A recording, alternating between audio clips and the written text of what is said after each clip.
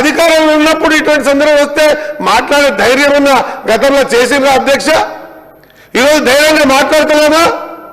అధికారంలో ఉండడమే కాకుండా గవర్నమెంట్లో ఒక మంత్రిగా ఉన్నా కూడా ఎస్ చట్టసభల్లో 42% రావడానికి ఇక ఈ ప్రక్రియ ఏర్పాటు చేసుకోవాలి. 42% ఖచ్చితంగా ఇచ్చే ప్రక్రియ పార్టీకి కట్టుబడి ఉందన్న మాట అందరం కూడా అధ్యక్ష ఇక్కడ ఒక చిన్న ప్రత్యేకత చూడాలి అధ్యక్ష.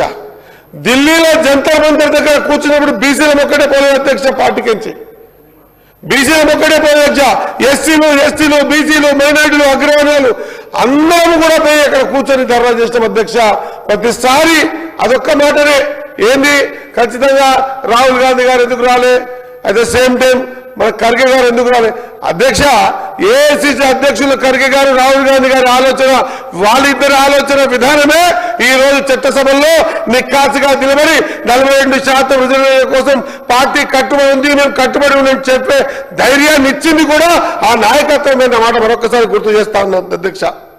అధ్యక్ష, హైకోర్టులో వాళ్ళు కేసేసారు అధ్యక్ష. కేసేసినప్పుడు అందరికీ కోరడం అధ్యక్ష, అందరూ కూడా ఇంప్లీడ్ అవుతాం, అందరూ కూడా ఆ కేసు ఇంప్లీడ్ అయితే దాని ఆలోచన విధానం వేరే ఉంటుంది, ఇది అందరూ కూడా ఆలోచన చేస్తేనే ఖచ్చితంగా ముందుకు పోతానికి ప్రయత్నం చేసినాం అన్నం అధ్యక్ష. కానీ ఎవరు ఇంప్లీడ్ కాలేదు అధ్యక్ష. 100% ఈ రోజు కూడా పార్టీ పరంగా ఇంకా సలహాలు సూచనలు మా సీనియర్లతో ఇంకా ఎన్నిసార్లు నేను నిర్మోహమానంగా చెప్తా ఉన్నా అధ్యక్ష. ప్రభుత్వంలో ఉన్నా కూడా మంత్రిగా ఉన్నా కూడా ఒకవేళ సీనియర్ శ్రీ నా దగ్గర ఒక కొత్త రకమైన ఆలోచన విధానం ఉంది, ఈ విధంగా పోతే మంచిదంటే తాను ఎక్కడికి రమ్మని అక్కడ రావడానికి నిర్మోహమానంగా సిద్ధంగా ఉన్నామన్నమాట తెలియజేసుకుంటూ, ఖచ్చితంగా బీసీల పట్ల ఆలోచన ఉంది కాబట్టి అధ్యక్ష ఖచ్చితంగా మన బై ఎలక్షన్ లో కూడా మా సోదరుడు నవీన్ ని నిలబెట్టి ఆ రోజు బీసీల అది ఎన్ని ఇబ్బందులు పెట్టినా బీసీల పట్ల వాళ్ళకు లేదు మాకుంది మళ్ళొకసారి రుజువు కూడా చేసుకున్నాం అధ్యక్ష. ఇది గుర్తించి ఖచ్చితంగా భవిష్యత్తులో నవీన్ మీద ఎన్ని కేసులు పెట్టినా నవీన్ గెలిపించుకునే ప్రయత్నం చేసినాం. ఇంకొక మాట చెప్తాను అధ్యక్ష, దయచేసి ఒకటే ఒక నిజమైన మాట ఆత్మసాక్షి చెప్తున్నారు అధ్యక్ష. నేత నిర్భయంగా మాట్లాడుతా అధ్యక్ష సబ్జెక్ట్ వచ్చినప్పుడు. ఒకవేళ ఎవరి సలహాలు సూచనల మేరకు ఎవరో ఏదో ఆడిపిస్తే ఆడితే విధానం మీకు మాకు ఎవరికి ఉండొద్దు.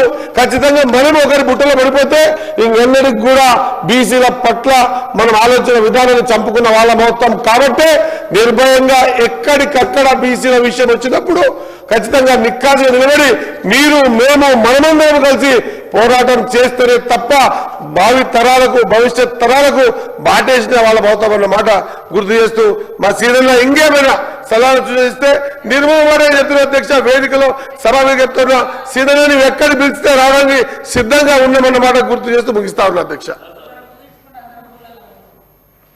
సార్ సంతోషం శ్రీహరి అన్న, నేనేమో ఈ లంబా చౌడ ఎందుకు అని చెప్పి ఇక మళ్ళీ అంతా కాంట్రవర్సీ అవుతాయని నేను సబ్జెక్ట్ పక్కన పెట్టిన. నువ్వేమో మా అల్లుని నువ్వేమంటున్నావు మా అల్లుని నిలబెట్టి హైదరాబాద్లో గెలిపించినామంటున్నావు. నా అల్లుని నిలబెట్టి హైదరాబాద్ సిటీలో మీరు గెలిపించినట్టు సంతోషం అంటే నేను చెప్తుంది అర్థమైతలేదు.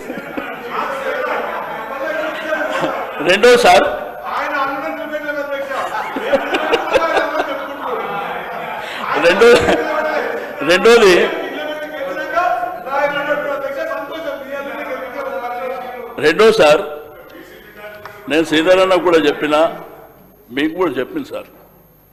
సరే ఎందుకు నాకు అవకాశం ఇచ్చారు థ్యాంక్స్ అని చెప్పి నేను కూర్చున్నా అన్న. మళ్ళా పాత విషయాలకే పోతుండు.